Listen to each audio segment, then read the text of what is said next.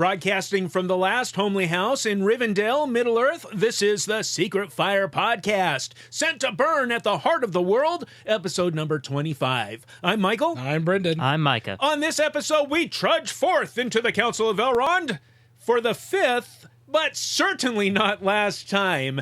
And we invite you to come along, join the fellowship, become a servant of the Secret Fire each week here on the GCT Network. This is your Great Commission transmission. The fifth time here, and I don't think we're even halfway through the chapter. Nope. Sure not. And we weren't even here in studio last week to help push it forward a little bit quicker. We took the weekend off, and that was a planned event, and we all had things that we were involved in. Brenden, what were you doing? I was actually involved in a live radio theatrical production of War of the Worlds over at the Fly Arts Center in Shelbyville. Who played the part of Orson Welles? I did. Oh, good. Yeah. It was a cast of about 8 people, and we all took just different random parts. The script is actually public domain, so what we did was we localized it. There you go. We made it, instead of the first alien landing happening in Grover's Mill, New Jersey, we changed it to Nashville, Tennessee. And instead of the final battle between aliens and humans happening in New York City, we changed it to Shelbyville. So it was very cool, very fun.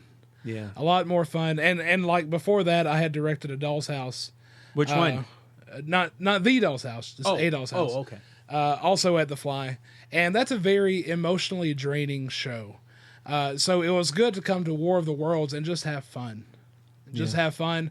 I was Orson Welles. I was the capstone at the beginning and the end of the broadcast, and I was also doing a lot of the sound effects, a lot of Foley sound effects. So, yes. So at the end of the show, the main protagonist, Professor Pearson, he has this monologue where he's walking through the desolated city of Shelbyville. Of Shelbyville, yes, not shovel, Shelbyville. And I ain't from around here, are you, son? And I had a pair of shoes on my hands. I was just clacking them together as he was walking along. If he stopped and noticed a squirrel or noticed a bird or noticed a dog, I stopped with a sound effect. Whenever the aliens were attacking, we had this very nice donated Lowry Fiesta organ. Oh, nice. And I don't know if you're familiar with that. You sounded like you are. Yeah. But it had all the trims and the trappings, and I had the bass pedal going with the pulsating alien sounds, and then I had the top layer of keys on an electric piano with a slight reverb, and I was beeping that to make it sound like something was beeping and shooting, and it was very, very fun. I suppose you think that was terribly clever. I do think it was terribly clever, yes. So I had fun. Well, good. Mike and I were involved in our annual One Day of Hope event here in Manchester, Tennessee, the greater Coffee County region.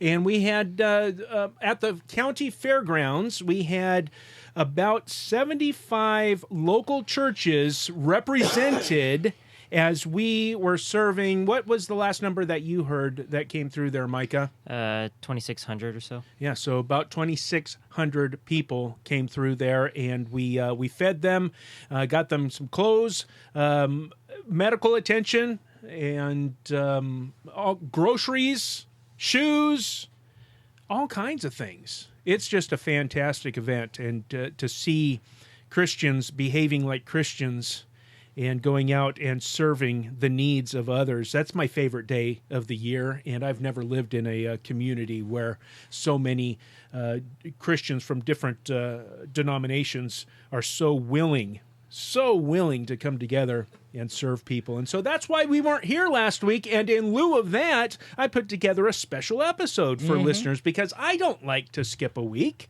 and I'm sure that there are some, at least 1 or 2 listeners out there that don't like us to skip a week. So I edited together an interview that we conducted on the old Middle Earth Network radio back in January of 2012. We had the absolute honor and privilege of interviewing Dr. Tom Shippey, a professor of Old and Middle English, and an expert on Beowulf, and a noted scholar of j.r.r. Tolkien. Had met him, told us some great stories. Such a fun interview. He's a very down-to-earth man, and it was wonderful to go back and revisit that, along with my old partners at the Middle Earth Network, Mark Ostley, Tyler Michael Johnson, and, of course, John DiBartolo, who we hear quite often here on Secret Fire Podcast, because he is the man behind the Lonely Mountain Band. And so we got some feedback on that, and some positive feedback, and we're going to continue doing that. I've got plenty of old interviews that we conducted, and I can put those together and release them on our stream here and let people that may not have had a chance to hear them the first time around. And you know what? For those of you out there that do remember the Middle Earth Network, that was a magical place, Brenden. You have no idea. This was a social network for Tolkien and high fantasy fans. I mean, people could have their own website on the network. There was chat, and there was all kinds of interaction. And besides our radio show, we had people tuning in all the time and interacting in the chat room. And it was a fantastic experience. And one of my well, I don't want to give any teasers. Friends, you just stay tuned to the Secret Fire Podcast, and every once in a while you're going to get a special episode just like that interview with Dr. Tom Shippey. Anything else before we get into the show here? No, sir. Let's get to it. Okay. Let's back up a little bit, get a running start, and in the meantime... Oh, well, here comes the alarm. The Council of Elrond is beginning. Come with me, both of you. Yep, come along. Oh, man. What? That's intense. It's like the circus. It's intense. Hey, am I a wigwam or a teepee? Am I a wigwam or a teepee? Am I a wigwam or a teepee? Am I a wigwam or a teepee? Relax! You're too tense. That silence is pretty fitting. The listeners are laughing. No, I'm Man. highly doubtful of that. What? Oh, my Who God. is that odd little fellow? So Gandalf, speaking of Gandalf, Yes. I'm on page 283 in my Del Rey paperback edition. You guys are in what, 240? No. 253. 253-ish? Yes, in the yes. one-volume edition of The Lord of the Rings. Hey, there you go. This is Gandalf speaking. Not coughing, excuse me. He may have been coughing. He probably did. You know he loves that pipe. Old Toby. Old Toby. Thank you. I couldn't remember it. But in that time, also, he made this scroll, and he's talking about Isildur. Isildur, thank you. He made this scroll, said Gandalf, and that is not remembered in Gondor. Or excuse me, that is not remembered in Gondor, it would seem. For this scroll concerns the ring, and thus wrote Isildur therein.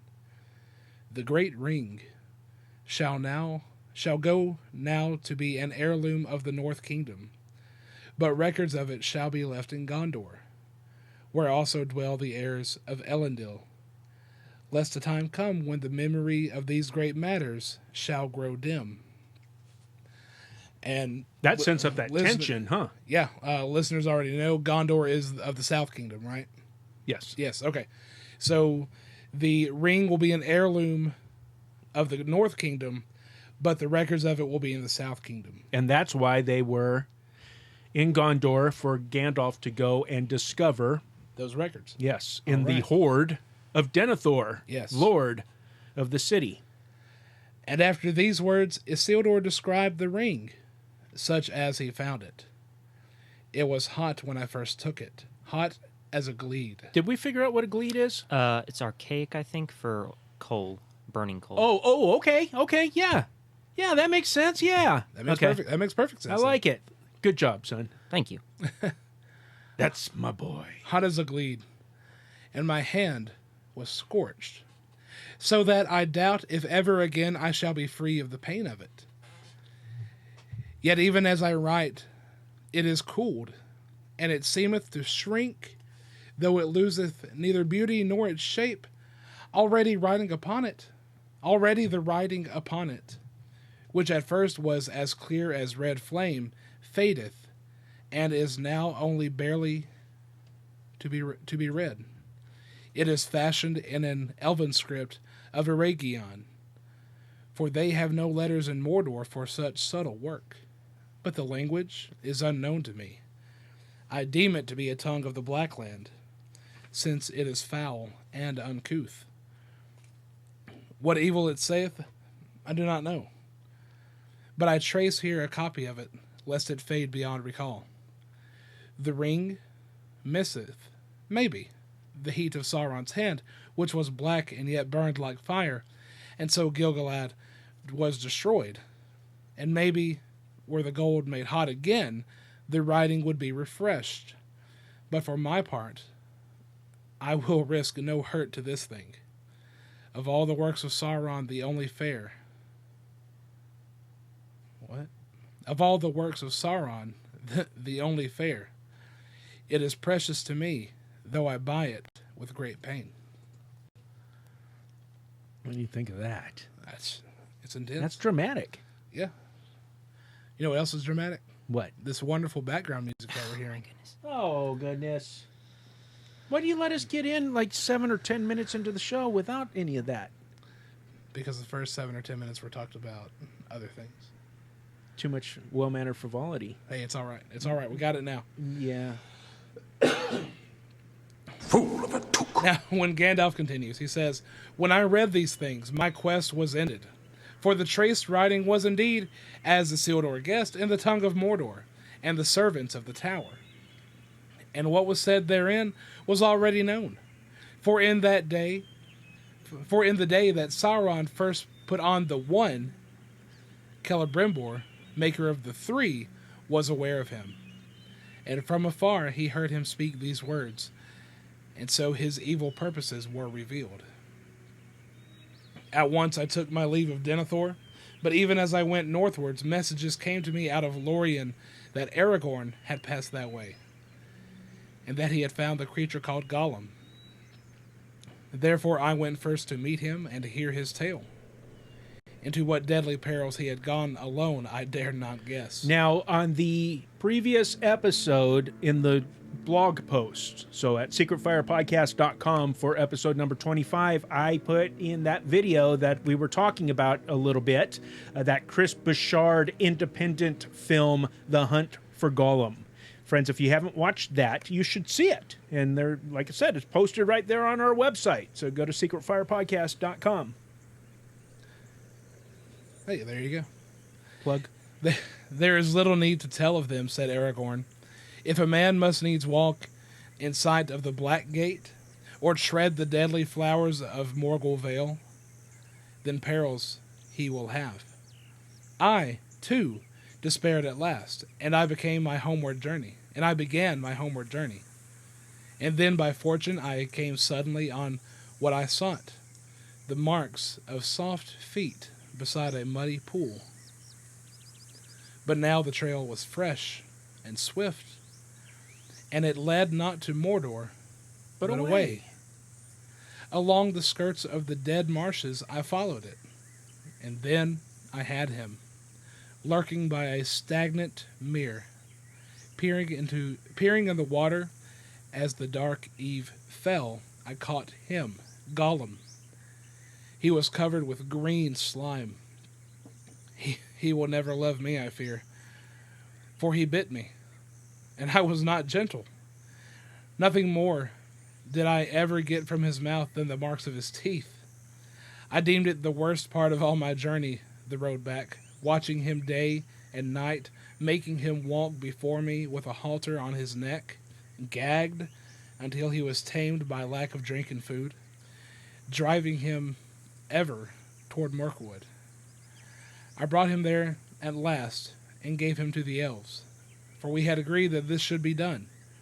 I was glad to be rid of his company, for he stank. For my part, I hoped to never look upon him again, but Gandalf came and endured long speech with him." Wow. Endured long speech. Hey, I was glad to be done with him because he stank. I wonder if that, I wonder if that gave the idea to Sam, like especially in the films, to just insult him all the time. Maybe. You might just want to have been like Strider. Yeah. Maybe so. Yes, long and weary, said Gandalf, but not without profit. For one thing, the tale he told of his loss agreed with that which Bilbo has now told openly for the first time. But that mattered little, since I had already guessed it. But I learned then, first, that Gollum's ring came out of the great river nigh to the Gladden Fields. And I learned also that he had possessed it long. Many lives of his small kind. Of his small kind? Yeah, that's what it says. Yeah. Many lives of his small kind. The power of the ring had lengthened his years far beyond their span. But that power only the great rings wield. See, we are gathering the evidence here that this is the One Ring because Galdor, who was sent as an emissary from Círdan, the shipwright, right, came to this, and that's what we were talking about the last time, where hey, the testimony of one man may seem right until he is examined by another, and so here's Gandalf giving this information. And then he says, and if that is not proof enough, Galdor, there is the other test that I spoke of. Upon this ring, which you have seen here, held aloft, there are letters, which may be read if one has the strength of will to set the golden thing in the fire a while. That I have done, and this I have read. Ashnaz Durbatuluk, Ashnaz Gimbatul, Ashnaz Thrakatuluk, Achbozum Ishi Krimpatul. Never before has any voice dared to utter the words of that tongue in Imladris, Gandalf the Grey. The change in the wizard's voice was astounding. Suddenly, it became menacing, powerful, harsh as stone. A shadow seemed to pass over the high sun, and the porch, for a moment, grew dark. All trembled, and the elves stopped their ears. Well, that clip was from the 1981 radio drama series on the BBC. Fantastic. If you folks don't have that, the movies are so close to, well, we've talked about that before. But that person there playing Gandalf the Grey is Michael Hordern, who is a very famous actor, stage actor, of course. And I listened to him read books on Audible. Not a sponsor. So But it needs to be. Yeah, sure does. Hey. And just as he just read, never before has any voice dared to utter those words, words of that tongue in Elamdris. Gandalf. That's what I said. Imladris. I thought you said Okay, go ahead. Oh, yeah. Sorry. Gandalf the Grey, said Elrond, as the shadow passed and the company breathed once more. What does that tell us about the shadow? Man, it had to be terrifying. Very powerful, very terrifying. Yes. I read something on Twitter. Can't remember the account, and so I can't give credit where credit is due. But back in the olden days, terror is what we would call horror. That leading up to something horrific. No, it was terror, and the horror was the aftermath. Horror would be blood and guts. Isn't that interesting? And so they were feeling great terror at that. I mean, the change that came over Gandalf, the change that came over the environment. Yeah. I like it. And let us hope that none will ever speak it here again, answered Gandalf. Nonetheless, I do not ask your pardon, Master Elrond. For if that tongue is not soon to be heard in every corner of the West, then let all put doubt aside, that this thing is indeed what the wise have declared, the treasure of the enemy, fraught with all his malice, and in it lies a great part of his strength of old. Out of the black years come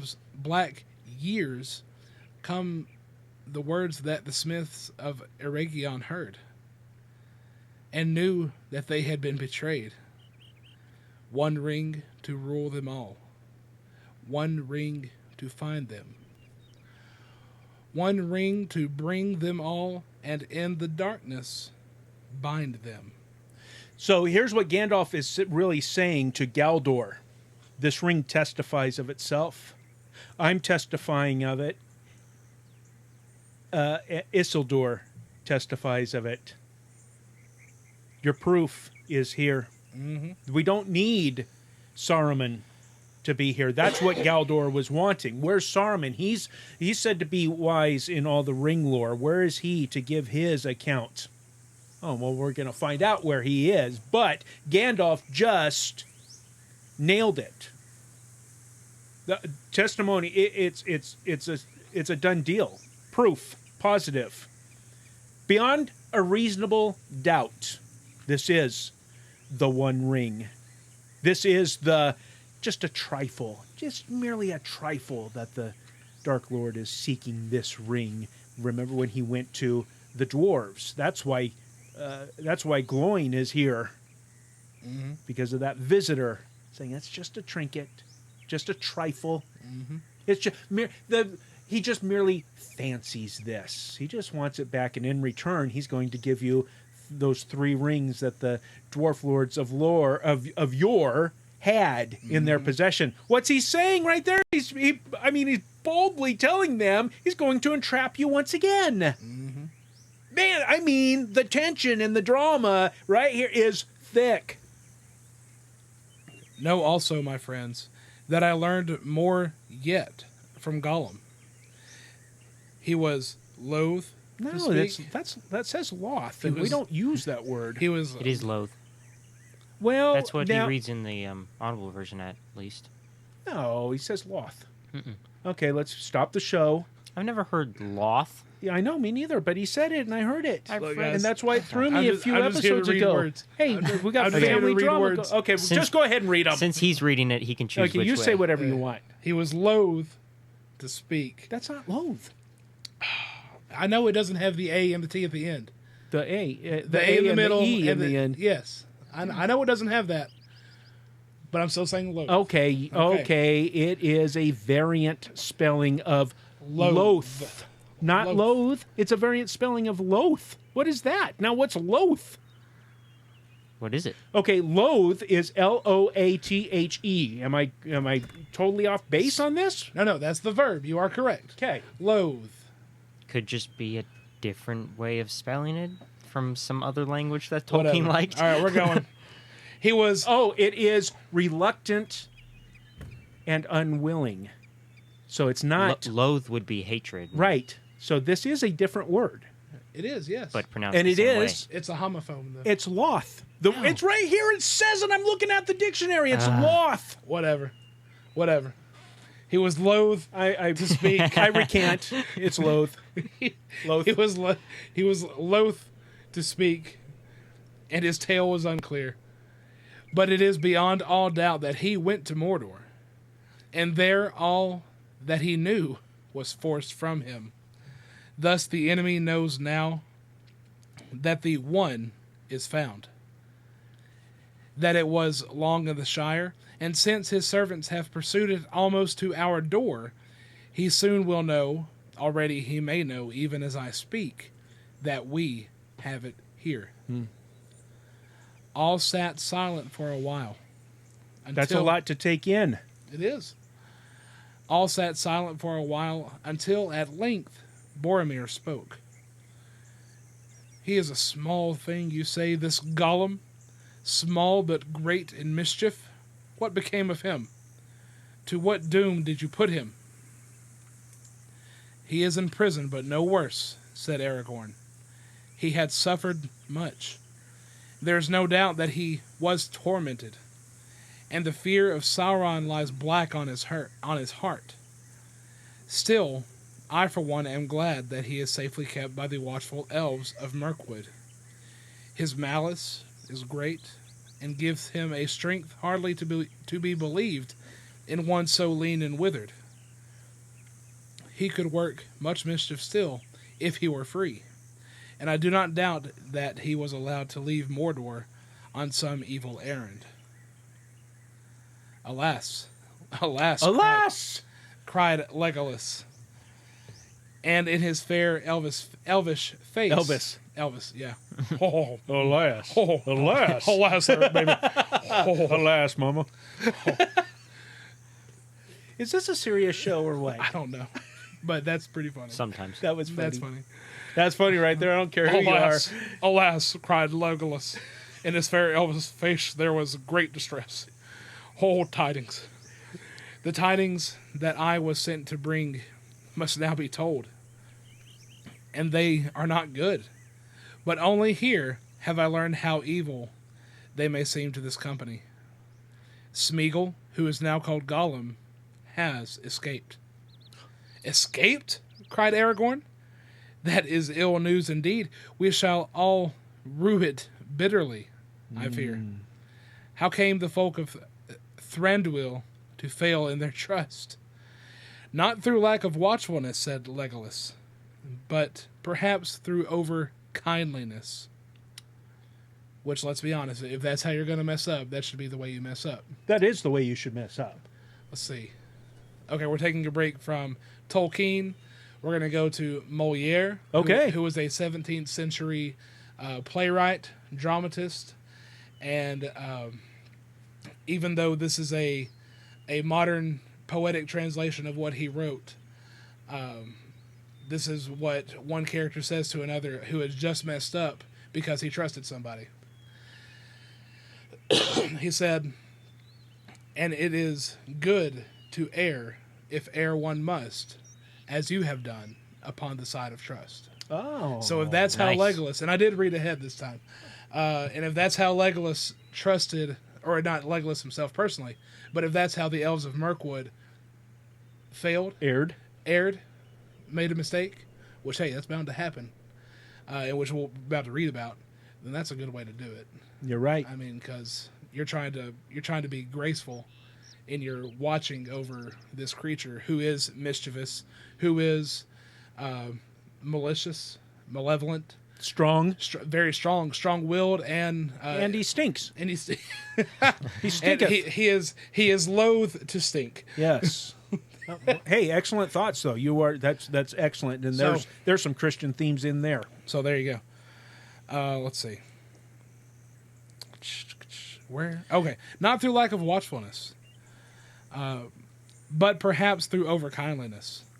And we fear that the prisoner had aid from others, and that more is known of our doings than we could wish. We guarded this creature day and night, at Gandalf's bidding, much though we wearied of the task. But Gandalf bade us hope still for his cure. Ah, Yeah. boy, that See, there you go. That's let me finish the paragraph. Okay. Let me finish the paragraph. But Gandalf bade us hope still for his cure, and we had not the heart to keep him ever in dungeons under the earth, where he would fall back into his old black thoughts. that harkens back to our discussion on hope, and we hit the point over and over again on the trek from Weathertop, where Frodo was injured with the Morgul blade, to Bruinen, where over and over again Strider was encouraging the hobbits, persevere, don't give up, maintain faith, keep hope, for in the house of Elrond the tables are full. Right. This is the same thing that Gandalf is telling the elves of Mirkwood. Don't grow weary of this task. Hope still for his cure.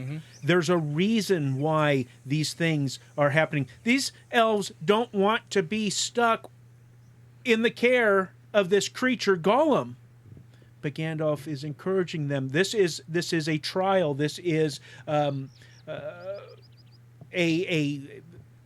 well, it's almost like that type of persecution that the first century Christians were on, that great persecution being chased town to town and from place to place, especially the Apostle Paul, and always the words of hope in the New Testament. And we could go, obviously, to the Hall of Faith and the hope that the members of that they exhibited time after time. But this is the same meaning for the same purpose. If you persevere, Mirkwood elves, in this task that I give you, we're hoping for his cure, and we're hoping for a whole lot more. Mm-hmm. This is important. Maintain the faith. And so they did. Mm-hmm. Oh, here comes an interjection. Here comes Gloin, yep. You were less tender to me, said Gloin in a flash of his eyes, as old memories were stirred of his imprisonment in the deep places of the Elven King's halls. Now come, said Gandalf. Pray do not interrupt, my good Gloin. That was a regrettable misunderstanding, long set right. If all the grievances that stand between elves and dwarves are to be brought up here, we may as well abandon this council. I really love that. Why? Because Gandalf is pointing out that Gloin's even mentioning of his own experiences is detrimental to the mission. That's right. And he's calling it out and he's nipping it in the bud. In fact, all the way up to this point so far, and perhaps maybe a little bit further in, we don't know. We're taking this one word at a time, but Literally. there's been factions. Yeah. Okay. Yeah. Factions, schisms, divisions. One person is, well, right now, Gloin is going to immediately, he saw an opportunity. He's going to jump in there and get a jab in at the elves, right? Galdor is wanting, hey, wait a second, this is all fine what you're saying, but where is another perspective on this from Saruman? Mm-hmm. You have Boromir that is just interjecting and has his own axe to grind, right? So Gandalf and Elrond are working to maintain this council because of the deeper things, the weightier matters that are taking place. And we're going to find out how all of this ends up. But that was a great way for us to interject that and paint that picture that it's on the verge of chaos. Mm-hmm. The council is on the verge of chaos, and Gloin just saw an opportunity to bust everything wide open because of long set right. Wrongs set right. Yeah, they were made right. Yes. He was okay. We all know people like that. Yes. At times, heaven forbid, I am like that. that. Well, we all are. But yeah, so we can see it in That's Gloin. why it's wonderful to see this so that we can point that, how am I like that? Yeah. And how can I change? Mm-hmm. Gloin rose and bowed. I like that. And Legolas continued. In the days of fair weather, we led Gollum through the woods, and there was a high tree standing alone far from the others, which he liked to climb. Often we let him mount up to the highest branches until he felt the free wind. But we set a guard at the tree's foot, and one day he refused to come down, so the guards had no mind to climb up after him. As I hit my microphone wire. Multiple times. As often as possible. There you go. That's my mission, really. Oh, good. He had learned the trick of clinging to boughs with his feet as well as his hands. So they sat by the tree far into the night. And coughed. It was that very night of summer, yet moonless and starless, that orcs came on us at unawares. We drove them off after some time. They were many and fierce, but they came from over the mountains and were unused to the woods. When the battle was over, we found that Gollum was gone and his guards were slain or taken. It then seemed plain to us that the attack had been made for his rescue, and that he knew of it beforehand. How that was contrived we cannot guess, but Gollum is cunning, and the spies of the enemy are many. The dark things that were driven out in the year of the dragon's fall have returned in greater numbers, and Mirkwood is again an evil place, save where our realm is maintained. Micah, do you recall what was the name of Mirkwood before it was Mirkwood? Was it Greenwood the Great. Whoa! What? That's a fantastic name. Indeed it is. And so let's look at here on the website. I am now consulting the Tolkien Gateway. The best place. It is. It's a wonderful place. I just wish that the letters were bigger here. Originally called Greenwood the Great, the forest may have once formed part of the vast primeval woodland which covered most of Middle-earth during the years of the trees. Wow. That it would be a fantastic And history actually, it to joined up with the Old Forest, if I'm not mistaken. So that, we learn a little bit more about that. I think Treebeard will give us but some... we can't spoil anything. Oh, so. sorry. We don't. No spoiling here. No spoiling. Okay. Okay, sorry about that. Thank you for that little interjection. We have failed to recapture Gollum. We came on his trail among those of many orcs, and it plunged deep into the forest, going south. But ere long it escaped our skill, and we dared not continue the hunt, for we were drawing nigh to Dol Guldur, and that is still a very evil place. We do not go that way. Now, Dol Guldur was at one end of Mirkwood. Southern, I think. Okay. Well, we'd have to look that up here as well on Tolkien Gateway. But so the elves of Mirkwood, they don't go in that direction. And I do appreciate what Peter Jackson did in the Hobbit films with the turning of Greenwood the Great into Mirkwood. That sickness that was lying over. That's what Radagast, Doctor Who the Brown, said. Yeah. And so just again, that's a picture of the history, the world that Tolkien crafted. And so this forest that was once great, Greenwood the Great, and he's already told us about Sauron retreating to Dol Guldur, and then the White Council going to chase him out, but that was all just really a ruse, because that just gave Sauron the opportunity to flee.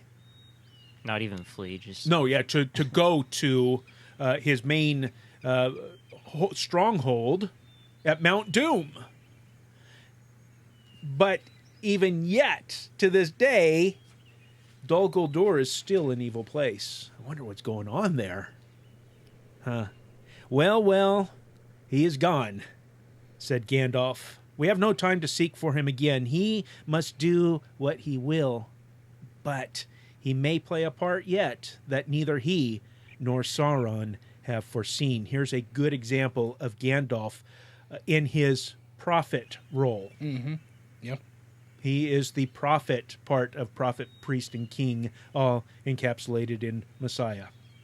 But he may play a part yet that neither he nor Sauron have foreseen. Of course, we know what takes place from either watching the movies or having read the books before, but this is, this line is not frivolous. Tolkien put this here. Not just, I need an extra sentence or two here. Right? I highly doubt that is the motive behind any of Tolkien's writings. Of course it's not. I just need another sentence. Yeah, some filler. We need filler. And now, I will answer Galdor's other questions. What of Saruman? What are his counsels to us in this need? This tale I must tell in full, for only Elrond has heard it yet, and that in brief. But it will bear on all that we must resolve. It is the last chapter in the Tale of the Ring, so far as it has yet gone. The Council of Elrond is beginning. No. Come with me, both of you. No, that's Beginning? What? What have we been doing all this time? Well, That's a wonderful stopping point. You need say no more. There you go. We'd best get a move on. There are still goblins about. Oh, bother. More mountains? No, don't you see? The sun is setting in the west, behind the mountains. We're on the other side, to the edge of the land beyond. I just can't help stopping and pointing out those, I mean, the profound little points that's going along. And this is the perfect place to stop. Gandalf is right. Need say no more. Okay, the sun is going down on this episode because there's something lying around here. What is all this? What on earth are these? Replies to the party invitations. Good gracious. Good gracious, we've got a lot of replies to the party invitations. As a matter of fact, let me move forward here and get my forward sitting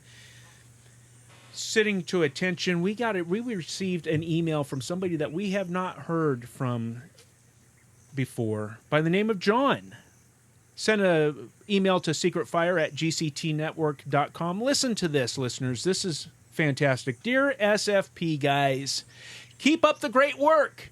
I've dearly enjoyed every episode so far and want to encourage you as you make your way through our beloved tale in a thoughtful and leisurely fashion.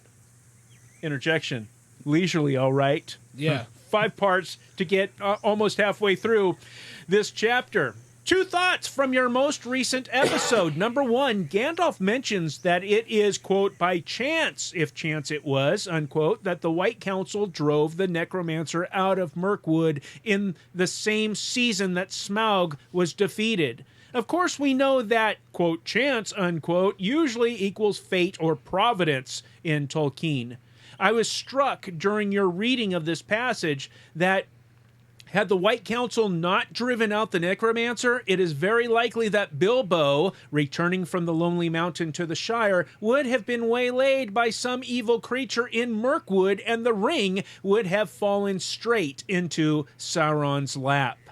So while the events of Lord of the Rings are desperate and dangerous, when it comes to the quest to destroy the One Ring, a slim chance is better than no chance at all. Providence indeed. Any thoughts on that? No piggybacks. I did. He got it. The other night, I had to take one of my children to a birthday party at a store front, and so I went outside and stayed in the car and waited for the festivities to end. And you know what I spent my time doing? Listening to Peter Kraft and his talk on his seminar, Christianity and Lord of the Rings, and I really focused on the amount of time that he gives to providence in Tolkien's writings. Yeah. Maybe we'll cut out a little clip next time if I remember to do that. But Tolkien really says in no uncertain terms that it is the providence of Eru Ilúvatar that is working throughout this storyline. So pretty profound. Second point, Aragorn notes that it is fitting that the, quote, heir of Isildur should labor to repair Isildur's fault, unquote. This hit me like a thunderbolt, particularly when read in light of Romans chapter 5, verses 12 through 18. In this passage, Paul calls Jesus the new Adam who repairs the fault made by the first Adam, namely bringing sin into the world through his actions. It would never be correct to say that God needed to save us in this way. He's free to save us as he pleases. However, it is fitting that we are saved through Christ, who is fully divine and fully human in a similar way. In a similar way, there is no need for Aragorn to repair Isildur's fault, but it is fitting that he do it. What do you think of that? It's fitting. It's beautiful. Mm-hmm.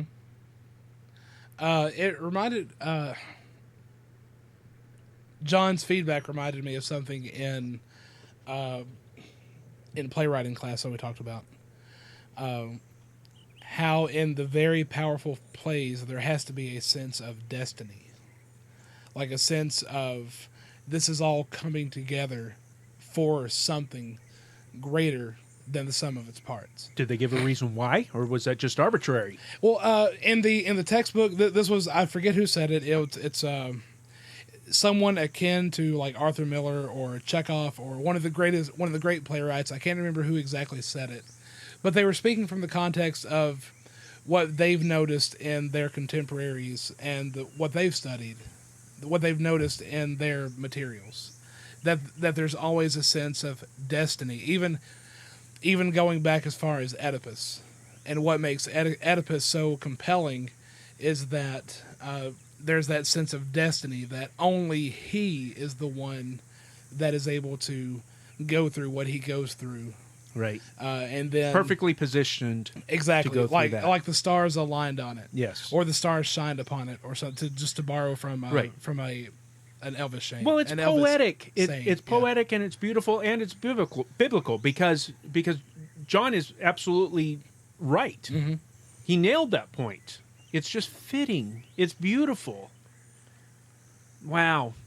As always, keep up the good work. Gratefully in Christ, John. You can follow him on Twitter at Peace and Thought. John, let me just be the first one to say, because these guys aren't jumping in to do it, thank you so much for writing this letter. We are so happy to hear from you, and what an honor it is to have you in the fellowship. So please stay in touch. We need your profound thoughts to help out here. Next, we got a comment from patron saint Douglas Underhill. Of course, he is a patron saint because he supports the ongoing ministry here at GCT Network and Secret Fire Podcast specifically. You can find out more about that at patreon.com/GCTN. He left a comment on part 4 of the Council of Elrond. That was Secret Fire Podcast number 24. He says, I don't know if it's simply because I have always been a nerd, but the Council of Elrond has always been one of my favorite chapters in the Fellowship of the Ring, even as a kid when I first read it. There was something intricate and subtle about it, and stood out from the things that other authors, especially fantasy authors, would be willing to write. Imagine a new writer trying to break into fantasy publishing who wrote an epic that featured a lengthy committee meeting, complete with interruptions, not only from them, but from us, from me, I guess. Oh, sorry, that was my own interjection. Complete with... Now I lost my place. Complete with interruptions, jumping around in time, and a list of named characters who would only appear at this meeting and never again in the narrative. What was especially interesting about the chapter was something I intuited but didn't fully grasp until I started reading Tom Shippey's books on Tolkien. He's a writer I recommend very highly, especially because he is someone who understands what Tolkien studied. Shippey is a professor of Middle and Old English literature, and he illuminates wonderful details like how the whole auction scene that greets Bilbo when he returns to Bag End at the end of The Hobbit may have arisen from an academic argument about the meaning of an Anglo-Saxon word. Wow. What Shippey demonstrates about the Council of Elrond is how Tolkien uses different layers of archaism.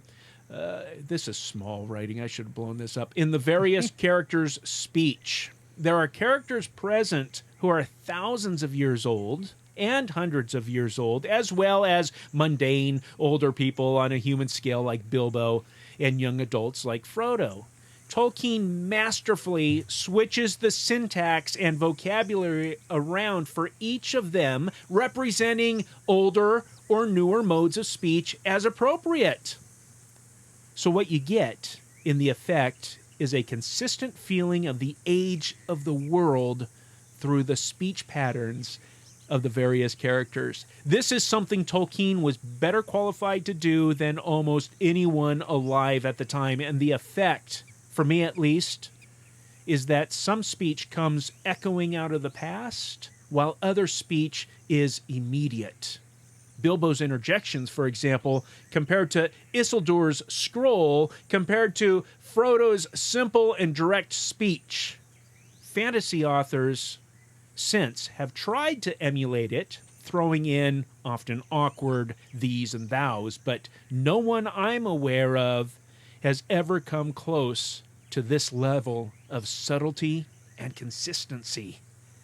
It also makes some of the speech a challenge to read aloud, like we were having. Absolutely. Exactly. That point he just made, I could not agree more. And it's something that I am just now, well, not necessarily just now, but for a little while now, have been realizing that's one of the main things that makes the book so absolutely amazing and timeless for me, is nobody else can, well, maybe they can, but they'd have to do a lot of work. Yeah. Become a scholar if of somebody languages. has, we haven't experienced it yet.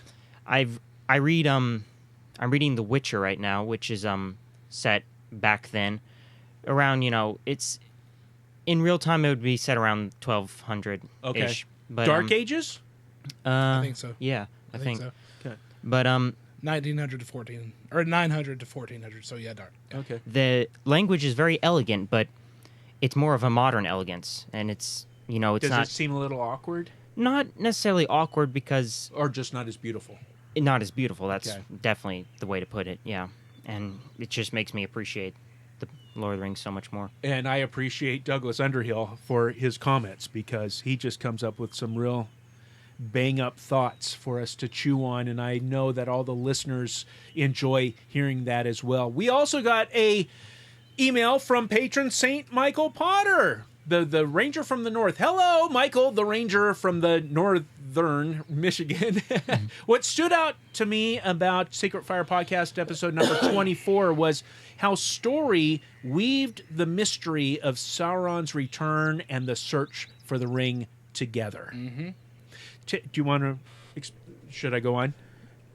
No, go ahead. I want to hear what Michael says. And then Okay. I'll- He continues, taking action against Sauron was the responsibility of all Middle-earth folk, but Tolkien carefully reveals Eru Ilúvatar at work in the council as a partnership. Jesus talks about partnership in John chapter 15, verse 5, out of the NASB, the New American Standard Bible. I am the vine, you are the branches. He who abides in me and I in him, he bears much fruit, for apart from me, you can do nothing.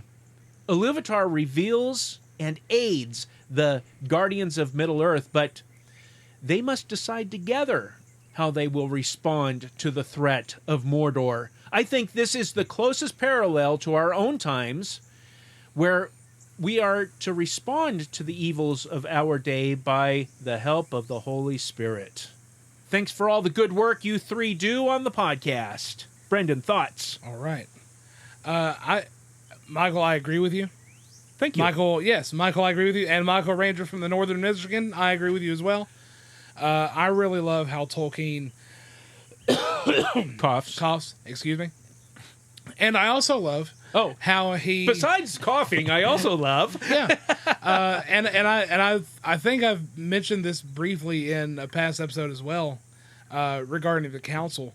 But we're getting all of these separate events, all these separate experiences. We hear from Boromir, Gloin, Bilbo, Frodo, Legolas, Aragorn, Gandalf. We're hearing from Elrond. Excuse me. We're hearing this these narratives from collectively everyone else in the room, but they're all about the one little ring. Little. I say that trivially, but the trinket. Exactly. Yeah, the one that Sauron the trifle he fancies. Yeah, so he just fancies it. And it's just telling these narratives to create a different vantage point for the ring itself. And the effect on me as first time reading through it, I'm still trying to wrestle with how powerful this ring is, and the dare I say the emotional connection that I'm starting to get to it. And expound on that, please. Well, just because that you all the listeners' ears just perked up. Oh, well, he's because, one of us. Hey, I mean, he's in the club. I don't know what to tell you. But you've got all these narratives revolving around this ring, and okay, so I had grown up hearing about the movies, watching the movies here and there. Not really watching them completely until we covered them on our other podcast, Finding Christ in Cinema.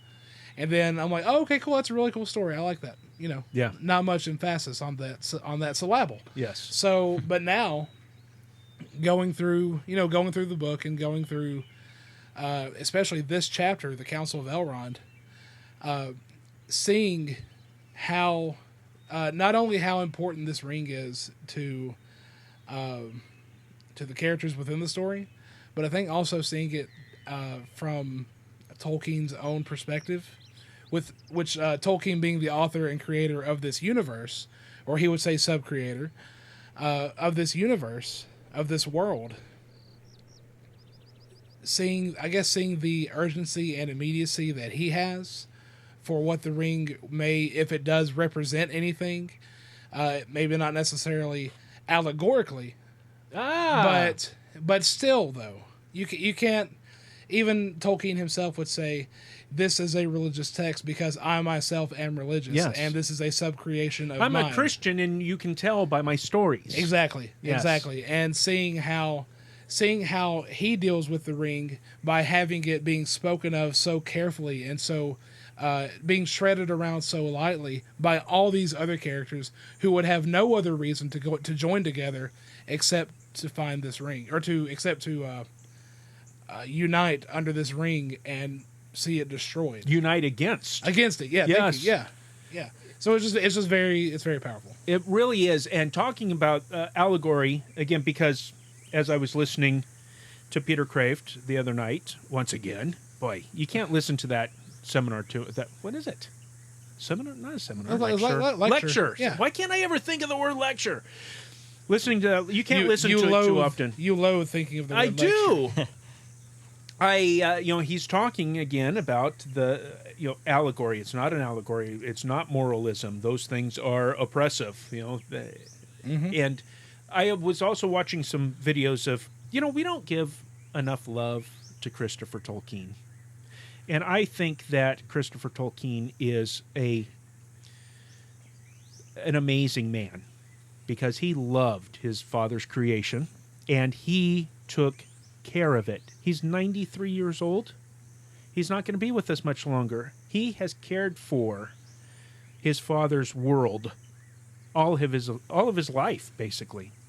And so I'm watching these videos of him, and there's a neat little clip of him describing his father on allegory. He was asked, is this allegory? People can, of course, find allegories if they wish to, but as you can see, it was wholly outside his conception of what he was doing in what he called fantasy. The world he created exists for itself and for what it tells you and for what delight it gives you. It may, of course, contain, as indeed it does, elements of his own comprehension, his view of the world at large, but not anything out of the primary world. Just as it contains no specific reference to the Christian religion, it actually contains no specific reference to communism or fascism. Absolutely not. His view of such things, if available at all, will be in solution in the secondary mythical or mythological world that he has created, but not actually itself. Therefore, it is in no sense an allegory. The double meaning is not present. Great thoughts from Christopher Tolkien, and that's what we have been talking about and what we understand, that this is not moralism, this is not allegory, but once again, as Tolkien himself said, it's in there because it's in me. Mm-hmm. What's coming up next time on Secret Fire Podcast? Well, we forgot feedback. We've got one more comment from patron Saint Douglas Underhill. Well, what is it? He left a comment again on that special interview with Dr. Tom Shippey you posted. What did he say? He said, seeing this in my feed made me chuckle while in line for lunch today. Given my last comment. Enjoying the interview, parentheses, I came to be a Middle-earth Network listener late, and I think I missed it the first time through. So there you go. There you go. Thank you, and I'm glad that you enjoyed that. And hey, how about that for some providence? He sends a comment talking about the greatness of Tom Shippey as I was editing together an interview to show the greatness of Tom Shippey, and it all worked out well together. What's coming up next time? We're moving on. Next chapter? Yeah, part 6. Oh, part 6. And Micah's birthday. Micah's birthday is this week. The Council of Elrond takes place this week, friends, October 25th. Man, I thought we would, I did think we would actually get to the actual date, but I didn't think we would actually be going past it still. Well, next time we're gonna learn about Saruman and what he's actually up to. A lot of good stuff. But we need to send out some more party invitations, see if we get replies to those. The Secret Fire podcast is live each Saturday, Lord willing, at around 2:30 p.m. Eastern Time in the GCT Network studio. Join us for live video on our Twitch page at twitch.tv/secretfirepodcast. You can join us on the Arkenstone server in Lord of the Rings Online at lotro.com, and you can support the GCTN network. Or I just said network the second time, but okay. And the Secret Fire podcast on Patreon at patreon.com/GCTN. To find out more about the Secret Fire podcast, as well as our other shows, including Finding Christ in Cinema and the Theonauts, visit our main website at gctnetwork.com. Great Commission Transmission Network. Yeah, so it can't... Network. Yeah, okay. It's like an ATM machine. There you go. You can email us at secretfire@gctnetwork.com, or you can call us up on the Hobbit hotline at 507-407-GCTN, or the emergency backup line freshly installed at the last homely house in the left of Rivendell. They put one in. They did. Good. They did. At 507-407-4286. If you want to tweet at us at Twitter, you can do so at twitter.com/secretfirecast. But let's just say you want to listen to the good old podcast. We do. You can find us at iTunes, Stitcher, Google Play Music, TuneIn Radio, or your favorite podcatcher, and search them all for the Secret Fire podcast. Our theme song, Hobbit's Dance, is brought to you from the album Memories of Middle-earth by Brobdingnagian Bards. Find out more about them and buy CDs by visiting their website at thebards.net. And until next time... I regret to announce this is the end. I'm going now. I bid you all a very fond farewell. Farewell! Bye! Goodbye! It was tied to the Dark Lord. Oh, wait, no, we should sound happy. We shouldn't end on that. No, Michael, say something else. Why did you tell me to end on that? It was tied. It was tied to Gloin. I really got to tell that joke next week. Sure, next week. Yeah, my next birthday week. present and Micah's birthday present to the listeners of the show will be hearing me tell the goat and the anvil joke. Only if you can do it Middle-earth style. Of course. Yeah. Of course. No. Yes.